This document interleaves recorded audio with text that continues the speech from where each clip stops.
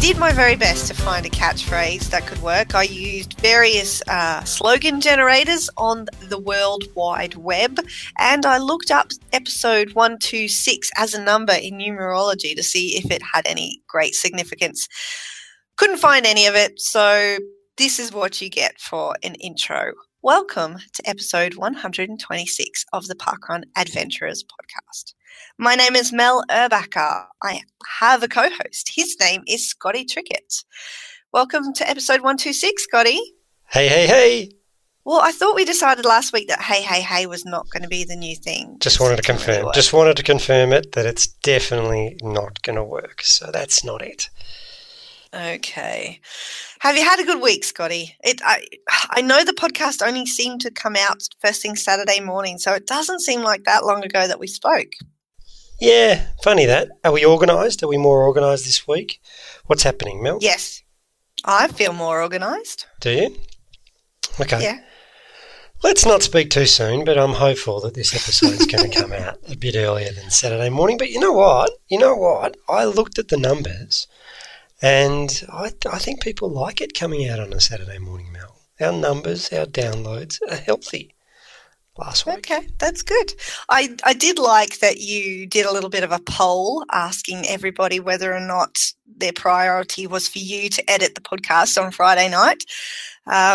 Only one person wanted you to edit the podcast. I know, how about that? Based on the votes. Everybody else was like, watch the football, help Mel with her costume. Yeah. Yeah. But I did both. So I watched the football and then I edited the podcast into the wee hours of the morning. Mel with her costume. No. And I played a little trick there with all our listeners because it wasn't your costume for Saturday. It was your costume for Sunday. And it technically wasn't even my costume. It was my husband's costume. But that's okay. You know, when you're boiling a T-shirt to change the colour of it on a Friday night on the stovetop in the kitchen, you know what? I know this is a thing. People have been dyeing fabric for centuries, successfully, all sorts of colours, but I still feel really accomplished when I can manage to do it in my kitchen on my stovetop. Well done, it's a great achievement. Always get a buzz. Yeah, can we share this photo on Instagram for our listeners so they know what we're talking about? Because you went to the Sunshine Marathon, and as is your tradition, you got dressed up. Sunshine Coast Marathon, yes. Yep. Yes. It's always been my tradition, and last year I managed to loop the whole family in, hubby and Wes. Wes didn't have, he still never has much of a choice because he's too little to say no, but Adam is bigger and he can say no, and he does repeatedly say no, yet somehow he always still manages to be dressed up in fancy dress. I don't know how that happens. But you know what's funny? The particular character that he was this year, somebody told me years ago that that's how they thought he ran. You know, they said, whenever I picture Adam running, I picture Woody from Toy Story. You know, with the floppy arms and the funny legs. I can see it. You're right. Yep. And like literally one of the photos that a friend took of us on the course, we were only walking at that stage, but even the stance and everything, he is 100% Woody. And the funny thing is that as much as he is reluctant to get dressed up, everybody loves him when he's in fancy dress. Like he got nobody was calling out to me. I was dressed as Jessie. Wes was a mini Buzz Lightyear. So it was all, hey, look, it's Woody. Look, it's Woody. Oh, and Mrs. Woody. Oh, look, a little cute Buzz Lightyear. I was like, no, I'm Jessie. It's written on my race bib, okay? Where are the kudos for Jessie here? But, you know. Well, look, Woody was the star of the trilogy, the Toy Story trilogy, so don't feel too hard. I mean, Jessie didn't come into it until Toy Story 2. No, she was in number 3, wasn't she? Oh, I think she was too. I'm going to have to go revisit. No, I'm pretty sure it was Toy Story 3, Woody's Roundup. Okay, so even better then. So most people might not have even got to Toy Story 3, which was the best one in the series. So don't feel too harshly about that. And so Adam is the real-life reincarnation of Woody. I can actually see it. I really can. He talks the same. He acts the same. He runs the same. Yeah. He was perfect. And, I'm always very happy when he has a positive experience in costumes that we put together for him. And he made so many kids' day, like, because it's the 2K family event, there are kids from ages tiny baby in pram all the way up to, 10 or 11 who were running along. But the kids just loved it. They got so many photos, so many waves, so many people yelling out and stuff like that. So it was very cool. And just quietly, I'm sure he'll be back for it again next year.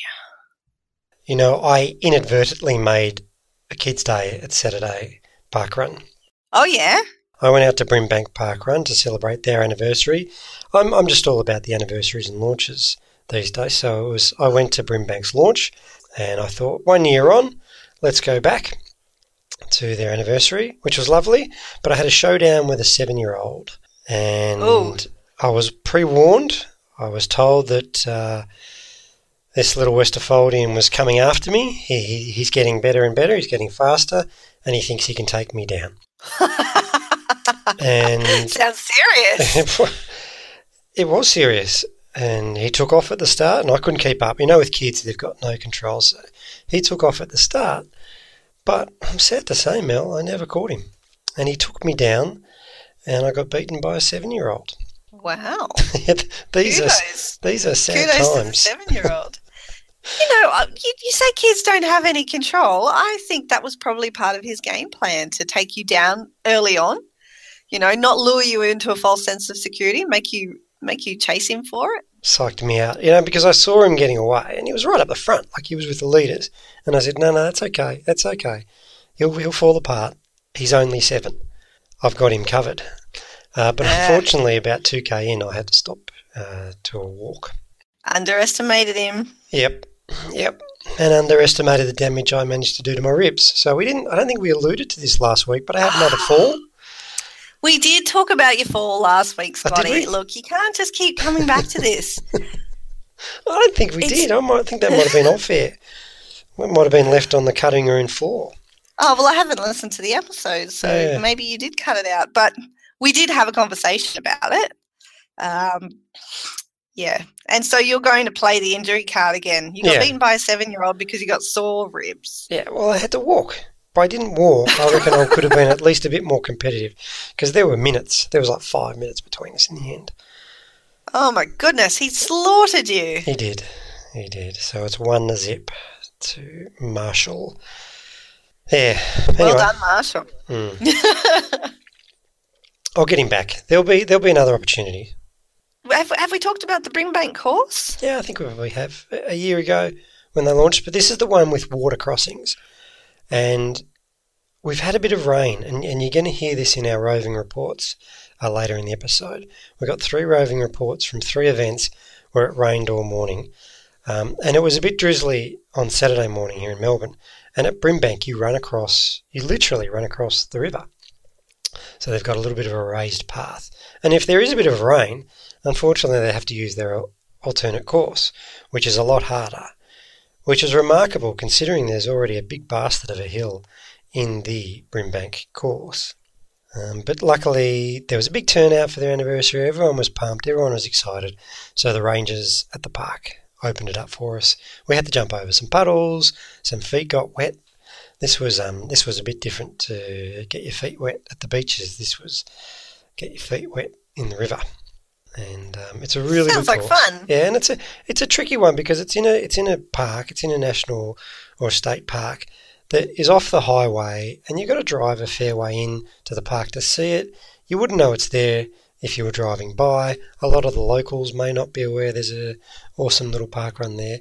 But if you're ever in Melbourne, and it's the closest one to the airport, definitely put it on your list because it's a great event and the course does not disappoint. It is tough, but that shouldn't stop you from going, Mel. Just enjoy the view when you get to the top of the hill.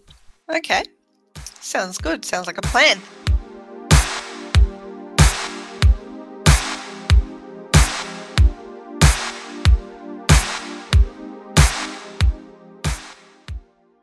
Joining us now from the West, we have a gentleman who has been on the parkrun scene for quite a while. However, he has just launched a fabulous new event.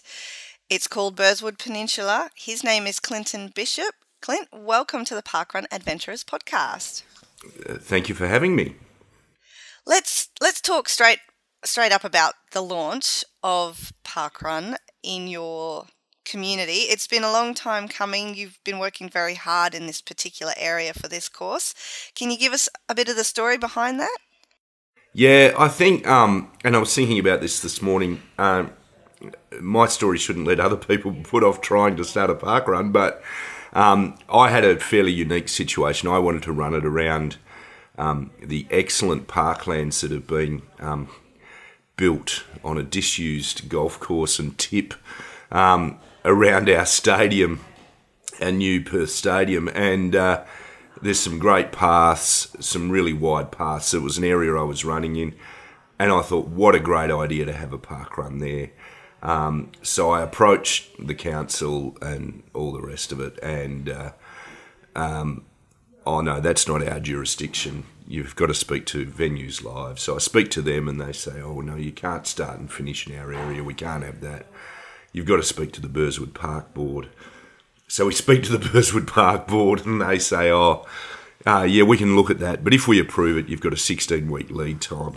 And by this stage, I'm all over. Fortunately, friend of your show and friend of Parkrun, Matty Trent, went to school with our local Member of Parliament and got him to call me. And he gave me an excellent letter of support to the Venues Live people, and he also happens to be our state treasurer. And nothing happened for a little while, and again I lost a bit of faith and belief that I might get it to happen. And next minute the stadium people came back to me and said, oh, this parkrun thing, we want to get it going. And all of a sudden it changed. So something obviously changed in their attitude to events in their area, which was great, lucky for me.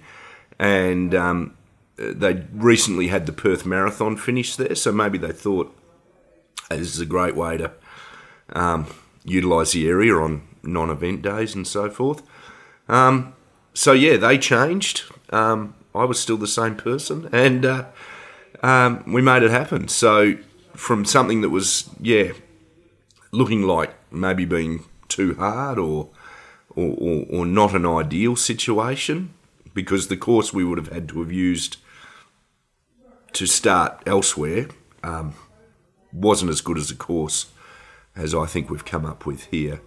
But yeah, it had its challenges, but we got there and it was great. I think most people agree it's a really great place to run. So Clinton, for those not 100% familiar with Perth, this is the parkrun that's set up around your brand new stadium that opened recently. And yes. It's going to create some really iconic shots, which I'm really grateful for in my role. But are people excited by the fact that they're going to run around this brand new stadium? I know Optus are probably going to be pretty bloody excited that there's going to be more eyeballs on their stadium every Saturday morning. Yeah, and I think the people who run the stadium are excited because part of their charter is to get people into that area and using it on non-event days. I mean, it's a given that 60,000 people are going to rock up and watch a game of football, or a game of cricket or whatever.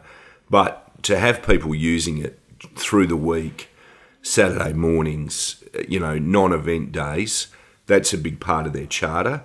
And credit to the government, they've spent a lot of money on making it an area that is attractive to come into, regardless of what's happening. So yes, it's an area that it's designed to move a lot of people through, but it is a really nice park. There's great barbecues, there's great shelters, there's drink fountains everywhere, which is great. You're right on the river. There's a beautiful lake, a boardwalk.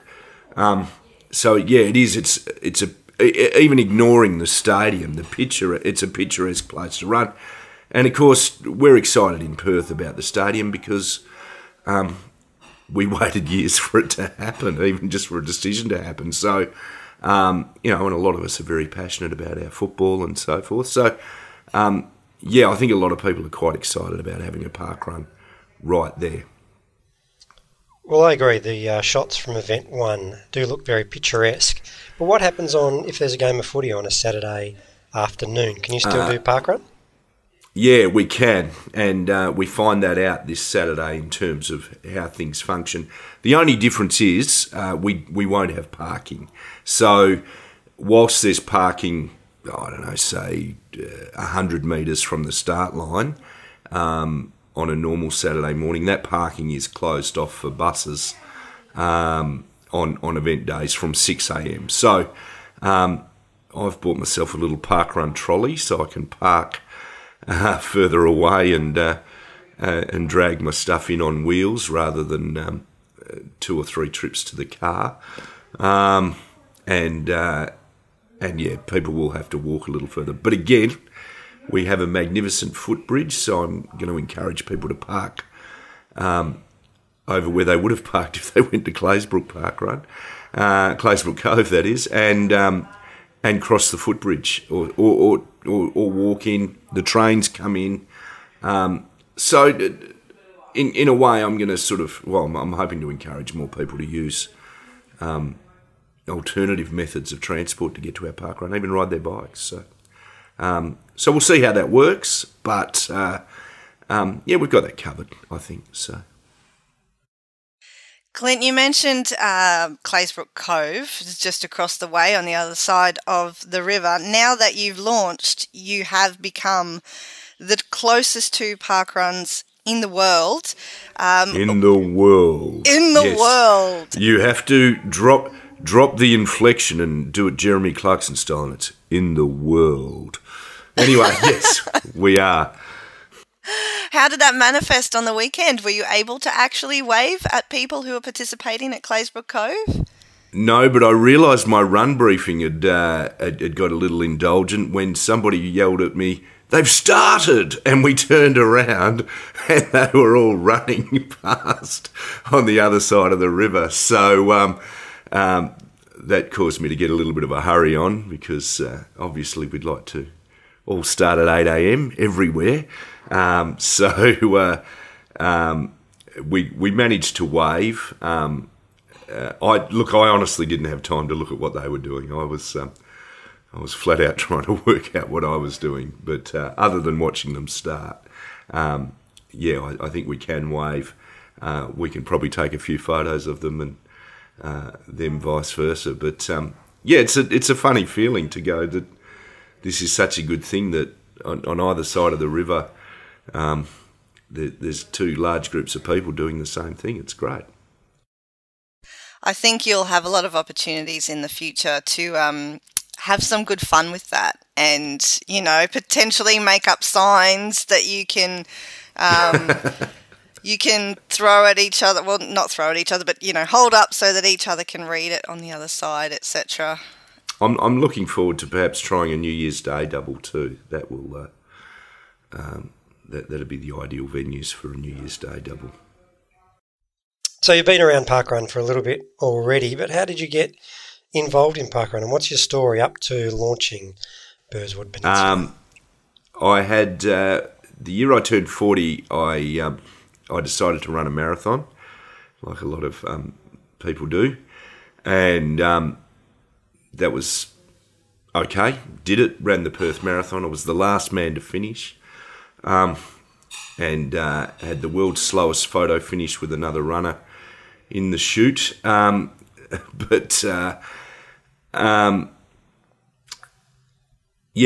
I'd run a marathon and then stopped, lost interest, wasn't running at all other than very occasionally, wasn't doing enough.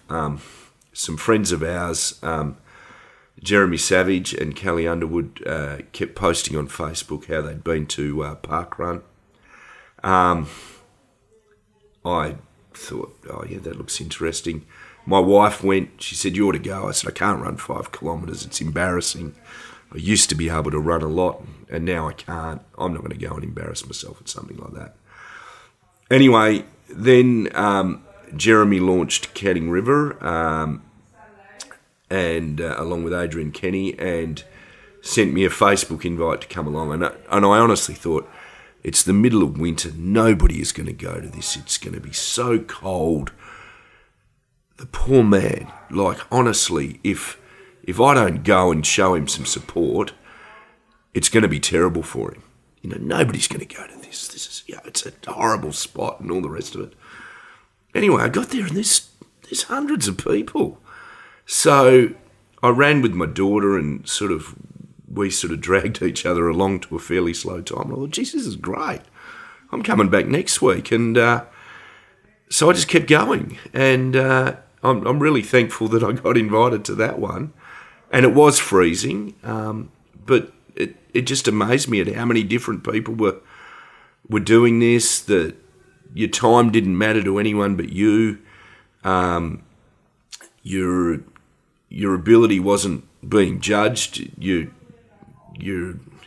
willingness to turn up was probably being applauded. And it just, for me, had a great vibe from day one. It got me back into distance running. I've run more marathons since. I've met, I will say, hundreds of great people.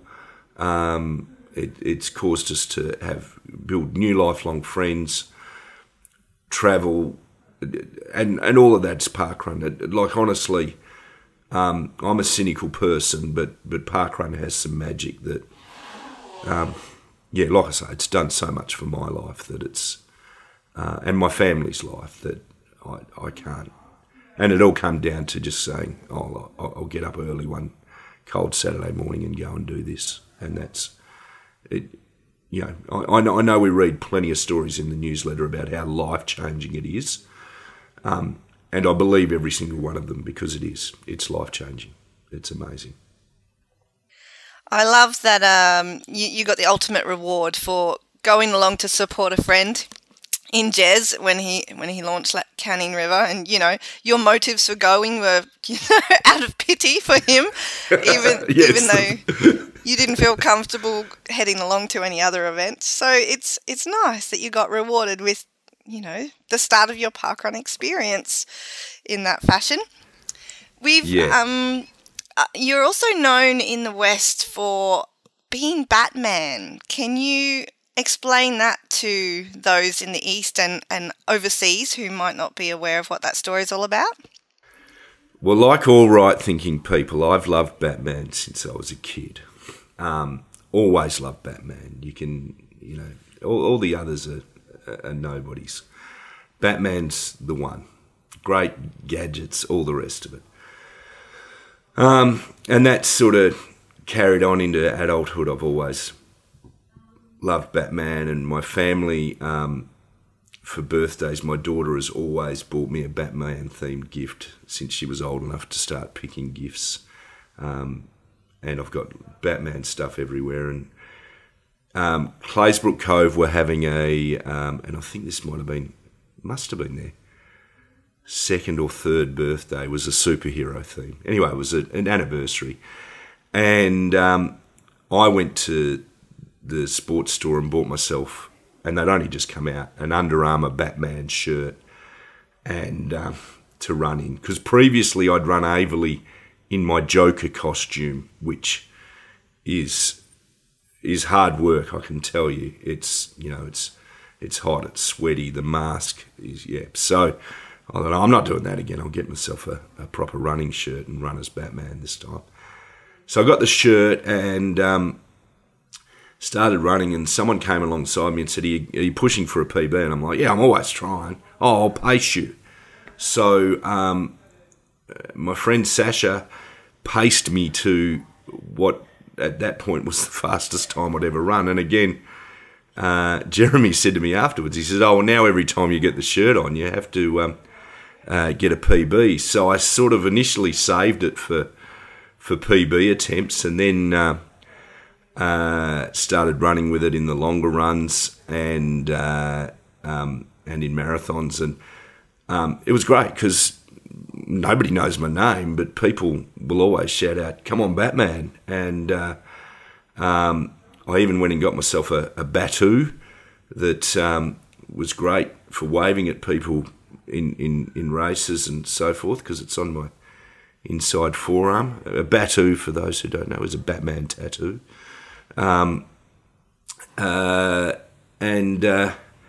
Yes, so I run in it, and like I say, the value for it is excellent. I've bought more shirts too. The first one's getting a little stinky and horrible, but wherever you go, I was in Melbourne running the Melbourne Marathon and having a terrible day, and some ladies ran past and yelled at me, "Oh, you're the Batman from Bunbury," and it was just such a great lift, because I'd been down there earlier in the year and been recognised as the Batman. It's a fantastic, best money I ever spent buying that shirt, and it's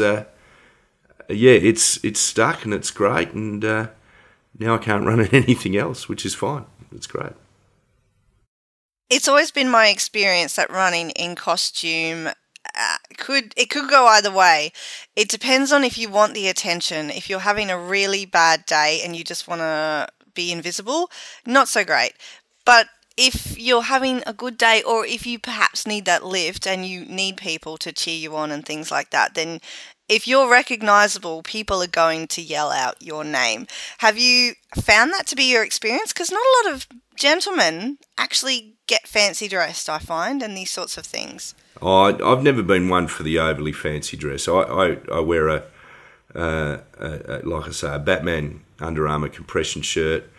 I've got a hat and a tattoo, and within Perth, I'm known. I mean, I was walking out of a service station one day and someone goes, "Oh, hey, you're the Batman." And turns out it was someone from the Marathon Club, and we've had a chat. So I guess I'm now recognisable even out of uniform. But and Perth running community being relatively small, I guess, in terms of most people either run, with Masters or the Marathon Club or parkrun, or a combination of. So there's always people around who know you. But yeah, I don't mind. I mean, it's what I am. I've always run around the back. I've had more bad days than good days, probably. I enjoy the encouragement. I enjoy the fact that plenty of people know my name and who I am than might know who the people are who are at the the pointy end of the events. So and it's always been nothing but encouraging. It's everybody, complete strangers or best friends have always been completely encouraging. In fact, one other story, Perth Marathon 2015, and it's the first and only time it's ever happened to me. Some friends got together and hung a hand-painted bat signal off the Narrows Bridge, which you have to run under twice for the Perth Marathon, or you did at that point. They've changed the course again. But that was just amazing, to be running through there, having a good day that day, the best day, and seeing that, it was, I got a little emotional. It was great. And so many strings to your bow, Clint. You're just embarked on another adventure, launching a new podcast, Middle-Aged Mixtape, that I had to listen to episode 1. Quite enjoyed it. How did that come about? Well, I'd started... I've always been into music. I love music. I love listening to music. I love talking about music. I love the quirky stories. And recently I started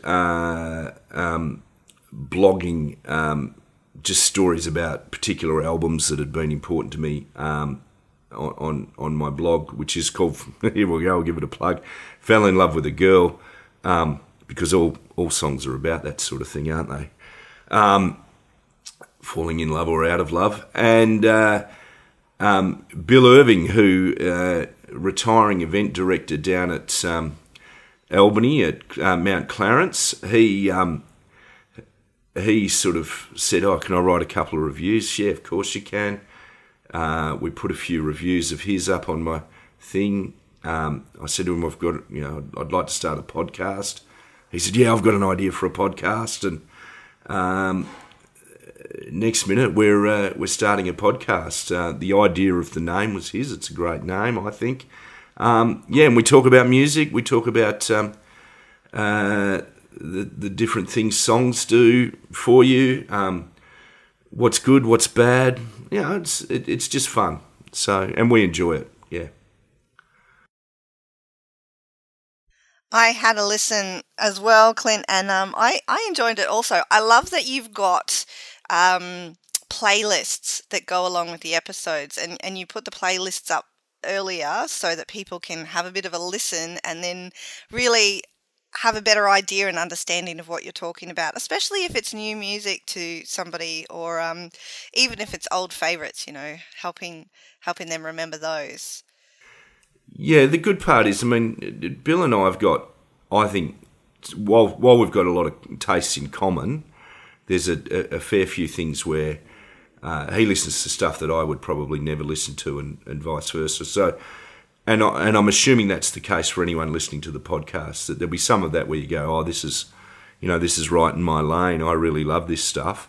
And then you'll come to my stuff and go, oh, geez, Clint's a bit different. But I think one of the things is to almost challenge yourself and say, oh, I'm going to listen to this stuff and maybe I'll discover something I like. Maybe it'll reinforce the fact that I don't like it. So it's, and like I say, sometimes I've found listening to a bit of Bill's stuff, that's not it. But then other times I'll go, oh, geez, that's now high on the rotation. I'm going to start listening to that stuff. So I think, that ideally the playlist would be in the podcast, but there's a few copyright issues. But then again, I guess you could always listen to the playlist as a standalone and not even listen to us rabbit on about it. Though I wouldn't recommend it, but we want listeners. But so the playlists are fun to put together. We've just about finished the playlist for the next show, which has been a lot of fun. So. You're obviously enjoying it, which is great. I think that comes through in when you're having a conversation. You both sound very relaxed and respectful of each other, even when you've got different opinions, which is always good. What are the plans like? Do you feel like there's going to be enough content, there's enough music in the world to have a chat about it every week going into the future, indefinitely? There's a lot of music around. And to be honest, listeners have already sort of driven content for us in terms of, I got a mate at work to listen to the first episode and he goes, oh, that's great, but you ought to do one on this, and I won't reveal it because we'll save that in case we never do it or whatever. Or you ought to do one on that, and all of a sudden there's conversation starters and all the rest of it. So I don't think, next episode is going to be on cover songs, and our thing is we must submit a list of 10 tracks. And I said to Bill, well, I'm going to submit the cover and the original, so it's going to be 20. Turned out to be 28, and I'm refusing to cull any further. There's loads, and I had 50 songs in that list at some point, so we could have So I think in a lot of ways it's the task is going to be limiting what we cover and how long we talk for, because I feel the subject matter's endless, and there's always new stuff, and there's always stuff you've forgotten about, and there's always stuff to delve back into that bands that and that's the interesting thing, if someone's of a similar age and you go, oh, I was into this at high school, and geez, I never heard of them until I was 25 or whatever. So there's so much to cover. I think we'll be right for now. But and as for, I guess, being an easy thing, to me it's just two of us having a conversation where we've probably set up the template beforehand, as in we're just going to talk about this. After we've recorded, we generally chat for another half hour on Skype just about how it went and other stuff, and the conversation's almost the same. It's about I was listening to this, or I heard this, or a little story about a band we saw. So, I think it's just fairly relaxed and easy in that respect because we do respect each other's tastes and we enjoy hearing stuff that we maybe hadn't been exposed to. Are you a podcast listener, Clint? Yeah, I do. I do listen to a few podcasts. More recently, because my car, I got a new car a couple of months back, and it makes it a bit easier to listen to podcasts in the car. So it's podcasts for the car. Although I also trying to listen to a lot more music, obviously to do my homework for our podcast. So it's a time factor, but I do listen to the Parkrun Adventures podcast, not as often as I should, and I listen to another podcast about footy called Footyology, and just a couple of others in general. So yeah, not a voracious consumer, but yeah, I do like podcasts. I think it's pretty awesome. Did you know Bill before Parkrun? No. So again, talking earlier about the people I have met, no, I know Bill through Parkrun only. Just a guy who'd started this parkrun down in Albany, and I met him in Bunbury. I think one year we went down there to, it might have been the first year I went down to Bunbury to run the 10K. And, met him there and sort of met him here and there when he'd come to Perth and run a parkrun. But no, met him through running. And, that's how it goes. So again, the parkrun's sort of doing things for people and bringing people together that in places you wouldn't expect and in ways you wouldn't expect, I guess. So now that you've got your own event, you're going to be event director, you're going to be stuck there every week. So your parkrun experience, I imagine, is going to change. You're not going to get to adventure to so many different courses. Are you looking forward to that? Are you worried about that? Or what's your feeling moving forward? Look, I mean, there's worse places to be stuck. And look, that's part of it. I think To me, I mean, I don't see myself being event director forever. I think,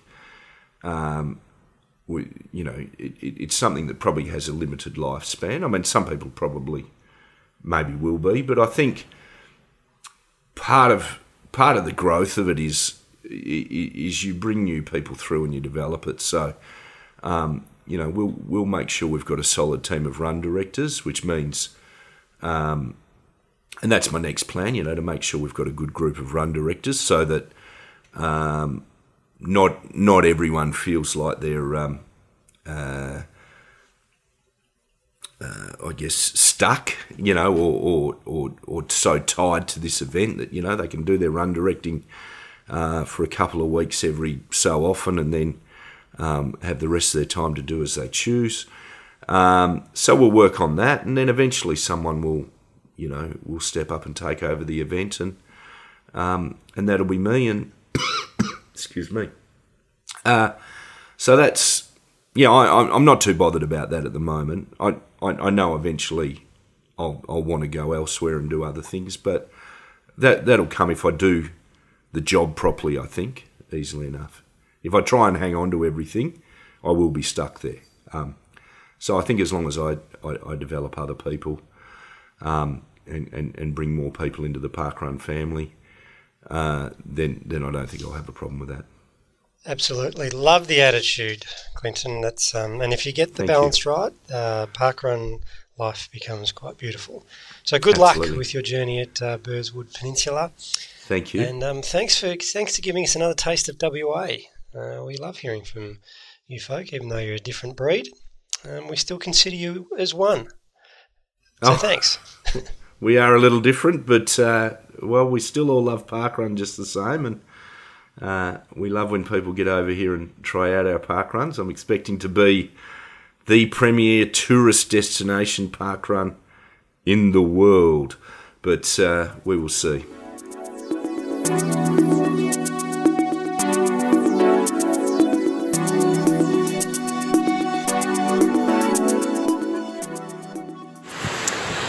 Parkrun adventurers, it's Greta here and I am at the launch of the Meningie parkrun, and I don't know if you can hear that wind and rain, but it is a very windy, very rainy day here in Meningie. So Meningie is kind of southeast of Adelaide, up through Murray Bridge, Tailem Bend, and then it's sort of at the entrance to the Coorong. So, you know, it's a relatively small country town here at Meningie, and we're here at the kind of Lions Park to start the parkrun. So we'll run in and then we'll find some people to talk to. Okay, I'm now here with Marianne Canane. Hello Marianne, and how are you this morning? We're at the Meningie parkrun. Now you didn't run today, but I see you've got a camera around your neck. Yep. I did it for the 2 trials. Yes. I didn't do it today because I'm taking photos for the local paper. Oh, lovely. So you're a Meningie local? Yes, I am. Yes. Yep. Yes. Yeah, local. Yeah. How long have you been here? Most of my life. Yeah. Yeah, about 50 years. Oh, 50 years. Yeah. That's not long. Yeah, I'm nearly a local. Yeah. It's a beautiful part of the world. Oh, it's gorgeous. Yeah. Yeah, it's by the lake and near the Coorong. Yes, it's got country here. It's beautiful, isn't it? So tell us about where we are here. We're right on Lake Albert, which is very close to the Coorong. So we've got lots of water views. We start in a lovely park. This is a beautiful park maintained by the council. Yes, it is, and the track takes you right along the park edge, along the lake edge. So it's a very scenic route to take. It's beautiful, and through the Memorial Park and through the Lions Jubilee Park, up past the Sailing Club. So it's a very beautiful walk or run. Yes, well, yeah, that's right, walk or run. Yep. And so do you think you'll be back next week to walk or run? I can't personally because I work some Saturday mornings, but I will certainly be back as soon as I can. Lovely. Well, thank you so much for coming along to parkrun and taking photos. And I hope you enjoy it when you manage to make it back. Yep, you're most welcome. I look forward to it. Thank you. Thank you. Okay, so I'm now here with Sharon, and Sharon, you're the Deputy Mayor of the Coorong Council. Yes, that's right, I am. Thank you so much for your support for getting this parkrun up and running, the first parkrun in the Coorong Council area. It is, and I must say we're very proud of it, and to have it in the Lakes Ward, as Marianne said before, it's a beautiful space. Yes. And we're very proud of this little area that we've activated in the last 4 or 5 years and still working on. It is an absolutely gorgeous park. So just for the listeners, there's a lovely playground for the kids with a boat. And tell us about the engraving out the front there. With the pelican? Yes. Okay. Part of that came about because when we started doing the children's playground, some of the mums that were on the committee talked about wanting to have a pelican. It's not quite what was fully envisaged in terms of the size. So unfortunately, we had a tree die, and we had Ant come up and from the southeast, and he carved that. We also like to work together with our Meningie partners, and so we have this lovely one of 2 children basically feeding the pelican with the mullet from the basket at the bottom, and so we're very proud of that. A lot of people stop to take photos of it. It's become a bit of an icon, really. It is, yeah. Very iconic, isn't it? Yeah, it is, and lovely. it basically represents our community, our fishing industry, and working together. Yes, and I've noticed here that there is a lot of partnership with the local owners of the land. There is, and council certainly recognises that fully. We do work well with our Meningie partners here, and with the Nuckamuldi also from Rauken, working with them with their seed collection and industry out there as well. So yeah, we do. Well done, Coorong Council. Thank you. And thank you so much for your support of parkrun. Thank you for coming along today and helping us open the parkrun. Oh, my pleasure. And I must say that for someone who is a walker, it was very inclusive to walk along the path with those who are zipping past and all doing their personal best. That's right. It's for everyone, isn't it? It is. Yeah, it is. yeah. You don't have to be the fastest. No, I certainly wasn't. No, it was fabulous. Yeah. Thank you so much. Meningie's weather's changeable, so come and enjoy us. It is very changeable, isn't it? I was going to talk about the sort of storm that blew through during particularly your welcome speech. I thought you did very well. Yes, well, I think we get used to it. I think the last one I did in Meningie also, we had a storm, so we won't complain. We all need the water, so that's we're it. very proud, pleased with that. So, yeah. Right. Thank you for having us. Pleasure. All right, I'm now here with Jenny, and Jenny, you've just done the Meningie parkrun. How did you go? Not too bad. Yeah. It was. It got better. The weather got better as we went along. How was that rain? It was pretty mean, but it can't get any worse. Yeah, that's it. It's only on the up from here. That's it. Yeah. And so, where are you from?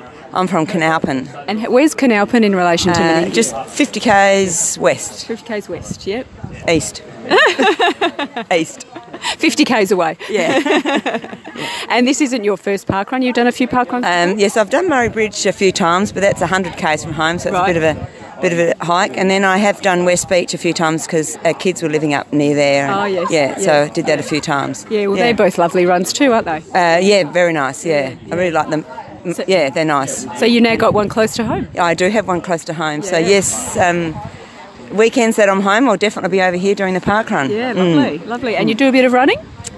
I do a bit of running. Yes, yeah. Yeah. Sort of not really. I'm not racing anymore. I'm just running. If that makes any sense. Yeah. Out there for the enjoyment. Yes, definitely for the enjoyment. Yeah. Well, what do you think? Do you think we'll get some Meningie and local people out? Oh gosh, I hope so. I'll certainly be pushing it in my hometown. Yeah. And then I do know they've got a local home game for footy today, so whether that makes a difference I don't know, but definitely love to see heaps of people out here. Yes, that'd be great. And it's a lovely spot here. It's absolutely beautiful. Oh, it's just a beautiful location. It really is nice. Never too hot. No, because as soon as that wind picks up over the water, it's lovely and cool. Yeah, it comes in. Yeah, it's beautiful location for running. Yeah, we'll encourage people to come in summer. Oh, definitely. Yes, definitely. Yes. All right, well, thank you so much for coming to parkrun. I hope you come back and I hope you continue to enjoy it. Thank you very much, and you too. I'm now here with Kirsty, who've just done the Meningie parkrun. How did you go, Kirsty? Well, I made it to the end. That was good. That was good. Yeah, it's my first one today. So First ever parkrun? First ever parkrun. Congratulations. Yes. Welcome to parkrun. Yeah, thank you. Yeah. We certainly had a wintry day for it. So. Oh, didn't we just? I nearly backed out. Right at the beginning there at the welcome speech when that storm came through. Oh my goodness, that was pretty crazy. But anyway, I mean, I did walk as well as running, but I enjoyed it. I'm glad I did it, and I figured if I ran, that would get to the end quicker. So that's why I kept running. And where have you come from today? I'm actually a local of Meningie. So I wanted to come and support it, and I'm actually thrilled to see so many visitors here that they're new friends now. So it's great to be a part of it. Yeah, and you think you'll be back next week? Oh, probably. I'm not going to be here every time, but I think I'll try to come as long as I'm around. Yeah. Well, I'm glad you enjoyed it today. Yeah. Thank you for coming along and supporting parkrun. Thank you. And I hope you come back. I hope to too. Thanks, Greta. You. Thank you. All right, so I'm now here with Matt. Matt's the ED, Event Director for Meningie Parkrun. Congratulations, Matt, on a very successful launch. Thank you, Greta. Yeah, it's taken a bit of time, but we finally made it happen, so it's fantastic. So also thank you for your help with this as well. You're welcome. It's a beautiful course. Tell us about the course here. So it starts at the Meningie Line Jubilee Park, which is a nice green space just really right on the main road as you come through Meningie. Borders the highway and the actual Lake Albert. So basically we start off, we head up in a northerly direction, just under a kilometre to the sailing club. We do a lap of the sailing club, we then come back past again following the shoreline right to literally the other end of the path, which is you've got the Soldier Memorial Park. You do a lap of that, and then basically you just do a couple of laps. It seems really technical, but it's quite a nice course because it is a sort of a dual lap course, and for those people who might not feel like they can do the full 5, I was talking to a few of them today, they just did 1 lap. And that's it, and I think that's the thing that appeals to about it as well, because the other aspect too, I mean, it's quite a windy day today, but you've got plenty of trees for shade, and I guess you've got a mixture of surface as well. You've got the paths, concrete paths, you've got grass area, and then you've got a very small part where you just cross the boat ramp. Oh, it's lovely. Well done on getting it up and running. So what got you involved in parkrun? Well, look, I'm still relatively new to the game. I've probably not even 12 months yet. Started out at my home base where we're from, Murray Bridge, and two of my boys are actually on the spectrum, and I guess it's really hard to try and get something as a family activity from a health and fitness perspective. And Gus, our oldest boy, he's really got into it and really enjoyed it. So it's really enabled us as a family to connect and just really encourage and support each other. I guess the other aspect with it too is, look, we're all competitive. I think anyone that says they're not, they'd be lying. And it's good to be able to, push yourself a little bit as well. So, yeah. So a great family activity, but also appeals to the competitive nature in you. Yeah, that's exactly right. And I guess the other thing is, look, I love everything about parkrun. I love the concept, and this is one of the learning curves for me was to be able to step up and get an event organised. And I guess the beauty of this location, I certainly looked at the map in where we have them in South Australia, and there was just that little pocket there where there was just nothing. And I've got to say, a huge thank you to the locals here, the Meningie Progress Association, and certain people involved with that. Have certainly come on board and really promoted it really well. So it certainly makes my job as the ED a lot easier to be able to have that support. Well, thank you so much for all the work that you've done to bring such a lovely event to this community. I'm sure they'll be very appreciative, and good luck for the future. Excellent, Greta, and as always, any parkrun tourists are welcome here. Thanks, Matt. Thanks. Howdy parkrunners, it's Toc reporting in for the Channel 5 News crew. I'm up at sunny Wodonga for the launch of Willow Parkrun, and it's fair to say that the sun's up above the clouds today. With me I've got Maria, who's the co-event director. You've had a sensational day, Maria, great numbers. How'd you think the day went? Yeah, today was really awesome. It is a pity about the rain. It really did come down hard at one point.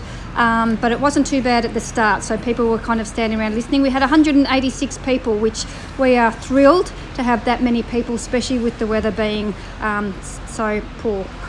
I think that's the biggest number that I've been to on a wet day launch. That's just sensational.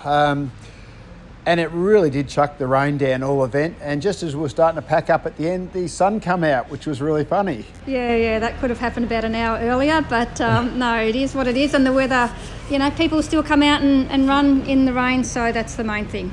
And we're back at breakfast at the moment, and just looking inside at the cafe, I reckon you probably had 40 or 50 come back for breakfast, which is a great number to get back in the first event. Yeah, we've had a lot of people coming back for breakfast. It's been really great. So it's hopefully that's something that we can keep going for people to come back and have breakfast or coffee. That'll be great. And just for the listeners at home, can you give us just a quick course description of Willow Parkrun?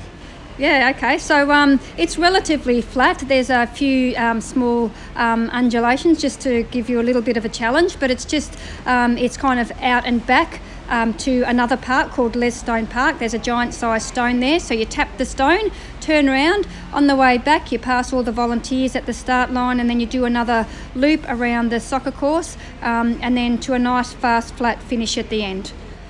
Yeah, the finish where you're looking up the straight, you've got a couple of 100 metres in front of you and you can target somebody in front of you and just put the hammer down. It is a good fast finish. Yeah, there is an ever so slight descent too, so you can pick up a little bit of speed coming down.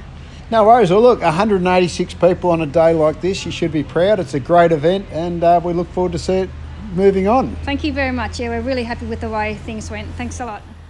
Hi adventurers, it's Melissa here for the Channel 5 News crew, and we've just finished Westerfolds Junior Parkrun. We've got a freezing cold morning here this morning, and we had a bit of rain and numbers were down a bit, but I've got with me here Justine. Justine was one of our volunteers today. Hi Justine. Hello Melissa, how are you? I'm really good. Now, we've been going a few weeks now with juniors, and I've seen you here nearly every week. Yes, we do. We're big parkrun fans. We're a big parkrun family, actually. We've been doing parkrun for about 18 months, and we were overjoyed to see the junior parkrun start, weren't we, girls? Because so this is Olivia here, my eldest, and hi, how old are you, Olivia? Hi, I'm 9. 9, and you've been doing the normal 5k parkrun with me, haven't you? Yeah. And your PB is actually better than mine. isn't it? And what do you like about juniors? Well, I like how we can run on our own and we can run as fast as we want and we don't have to be supervised with our parents. Yeah, it's fun, isn't it? Yeah. It's a bit cold today. Yeah. How'd you go today? I was cold, but it was fun. And we've got your little sister here. What's your name? Hannah. Hi, Hannah. How did you go today? Do you like juniors as well? Mm-hmm. How many have you done? Oh, I think today might be 8. Yeah. I think we've done 8 today. We're getting ready. We're getting towards that wristband, aren't we, girls? Yeah. Yeah. Awesome. And did you run yesterday at Big Parkrun? No. So you just come along on Sundays now? Yeah, I think I did big 5K parkrun 2 weeks ago. Okay. Very good. All right. Well, thanks for talking to me today. Go home and get warm. Yeah. Thanks for having us. Thanks, Justine. You're welcome. Thank you. Bye. I mentioned earlier that it was a wet one on Saturday, and it was at Meningie Parkrun. Greta was there, grabbing her usual plethora of interviews. Toc had Maria at Willow Parkrun, and my favourite, Mel, my favourite roving report in the history of roving reports from Melissa Ellis at a little event called Westerfolds Juniors. So the Channel 5 news crew have been busy this week. Awesome to see, as always. Great work, team. And with so many launches and anniversaries this week, I really do hope we're going to have more next week. But you don't have to be in the Channel 5 news crew to submit a roving report, people, don't forget. No, and if you just happen to find yourself at Parkrun, it doesn't have to be a launch. It doesn't have to be an anniversary. It just needs to be a parkrun. You know, if you find yourself there, get your phone out. You've probably already got an audio recording app on there that you don't even know about. And just go find some people and have a little chat and then send it to us. We would love to hear about every parkrun in every corner of this great land and the world, in fact. So let's aim to get at least one roving report from some of these events that are launching. We've got the Eastern Gardens in Victoria. I'll be there. Come and say hi. We've got Shipwreck in WA. Arrgh. Wimmera River Horsham in Victoria. And Wynyard Foreshore in Tassie. And to complement them, we've got a ton of anniversaries, starting at Ballyang Sanctuary in Victoria. Cairns in Queensland. Chermside, Queensland. Hervey Bay in Queensland. Lake Joondalup, WA. Maribyrnong in Victoria. Mount Clarence in WA. Port Lincoln in South Australia. Singleton in New South Wales. Wilson Botanic in Victoria. And that's it. And that's massive. Yep. That wraps it up. So next year on this weekend, we are going to have 15 anniversaries. That's got to be the mother lode, a record for Australia, I think, Scotty. Yep. Now, how good was our segment last week, our new segment, the Parkrun Adventurers Hotline?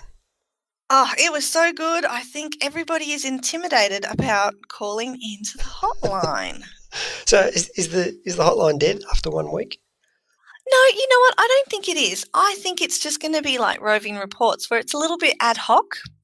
So maybe it's not going to be something we do every week, but I think we should still leave it open. The hotline should always be open. Okay, good idea. And we actually are recording. We're recording only a couple of days after we've released, so let's give people more than a few days to have a listen to the last episode to know what we're talking about. It's very apt that you say we should give people some time, Scotty, because I actually bumped into some adventurers on the weekend. I was at Main Beach Parkrun on Saturday celebrating a friend's milestone run. And while I was there, some fabulous Parkrun Adventurers podcast listeners, Rhonda and Ian from Main Beach Parkrun, came up and said howdy. And they mentioned that they were still a couple of weeks behind. So, you know, these are avid listeners. So hi, guys. Thanks for listening. But they mentioned that because they're a couple of weeks behind, so they wouldn't really know about the hotline yet. So I think there are definitely people out there that are still catching up for whatever reason. They're not up to date, and we need to give them more time. Yep. And it must have been the morning. I met a couple of listeners at Brimbank as well, and they came over and said hello. So we're practically famous, Mel. Everywhere we go. We've got groupies. I wouldn't... Not sure I would go that far, Scotty. But it is nice. We have been getting tweets and people are still hashtagging us on Instagram as well. So, guys, keep that up. We love the communication. We always love to hear from you. And if you do happen across us while we are actually attending a parkrun, don't be shy. Come up and say hi. We always love to talk to you. You know what emails I don't like getting though, Mel?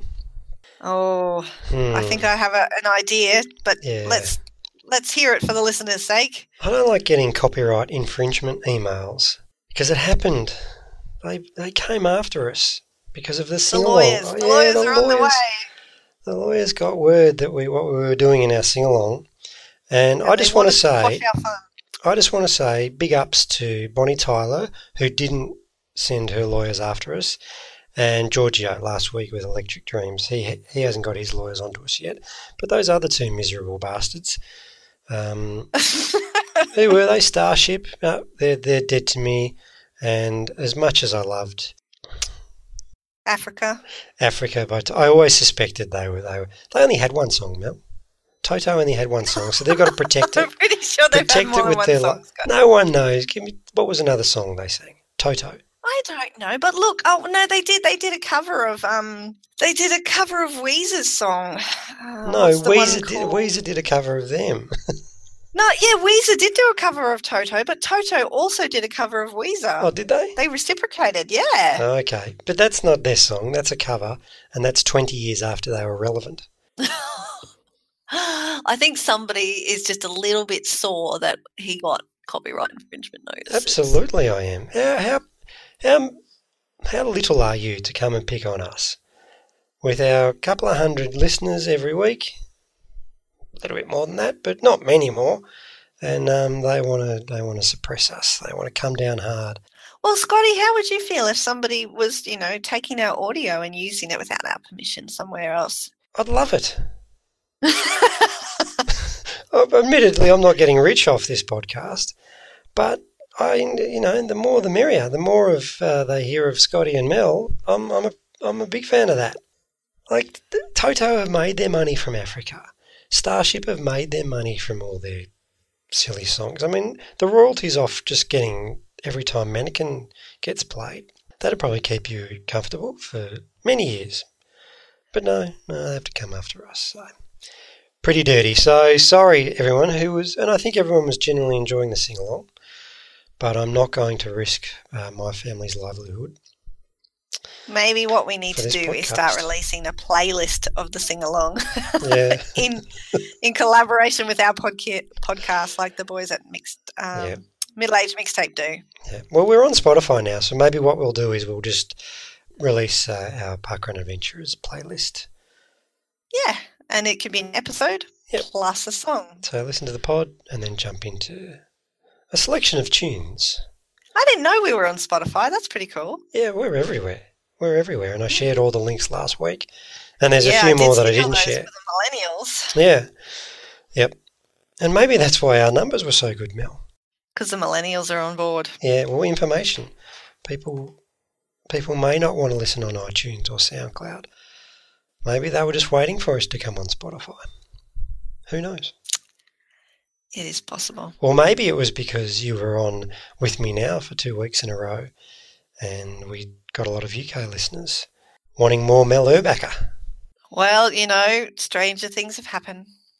I can't clarify whether or not that's actually a legitimate thing, but, you never know. Yeah. You're having a bit of withdrawal symptoms? Just stuck with me this week? No, I wouldn't say withdrawal symptoms. I'm a little bit miffed that I have to wait like all the regular populace to hear what's on the podcast. I've got to wait for an extra few days, whereas before I did half the talking and I knew what the other half of the talking was. Yeah, but I will be happy to hear Nicola back and I can't wait to hear all about her adventures. And have you going with the crown of August Madness champion defeating me in very, very suspicious circumstances. Hey, look. Hasn't gone unnoticed. Do not blame the umpire. They'd make the best call they can at the time with the information they have. And look, ultimately, Scotty, in the final round, which was winner takes all question, I far and away clearly won that question. Yeah? Yeah. So irrespective of everything that happened before that. Yeah. But you know what? I thought I said, I'm pretty sure I said I didn't listen to last week's episode, but I have, because I listened back to the madness. And I can't honestly say I have ever laughed out loud so much while listening to an episode of our podcast as I did when I listened back to us fumbling over the questions and embarrassing ourselves with madness. And yeah, I enjoyed it. And I'm sorry that you had to do all the hard work and you had to answer 8 questions correctly and I only had to answer 2 or 3 or whatever it was. But I still had a fun time and Simon did a great job with the questions. Yeah, look, winning's fun. And in hindsight, in recalling my week last week, it's pretty bloody miserable as well. Copyright infringements, beaten by a 7-year-old, fell over, bruised my ribs and lost madness in, as I said, very, very suspicious circumstances because answered more questions correctly, buzzed in quicker than you did, then had to edit it all while you just sat back and took all the glory. You know what the good part about all this is, Scotty? No, you're not a bad loser. That's the good part. I'm a loser in life. Yeah, no, I get it. I tell you what, to take us out this week, maybe I'll sing along and ruin everyone else's week. I'll take solo. No, that's still the highlight of all the episodes ever is you singing at the end of a podcast. Yeah, Please do. Well, Nina never came after us as well, so she's on my good list as well. She's in my good books, along with Bonnie Tyler and Giorgio. Maybe Giorgio's still going to come after us. I think probably Giorgio might listen to Madness and feel sorry for you and not send you an infringement notice. Okay, where are we off to this week, Mel? I've already said I'm heading down to Eastern Gardens. I'm going to be on TV. Look out for us. We're going to be on Sunrise again this week. It's going to be fun times down in Geelong. Come and say hi. I want people to come and say hi to me because I've got a job for you. Anyone who says hi, you do have I've got a job for people. I do. And get there early. Get there early, people. Yep, like please 7 a.m. early. I'm not telling you where I'm going to be. Oh, okay. It's a secret.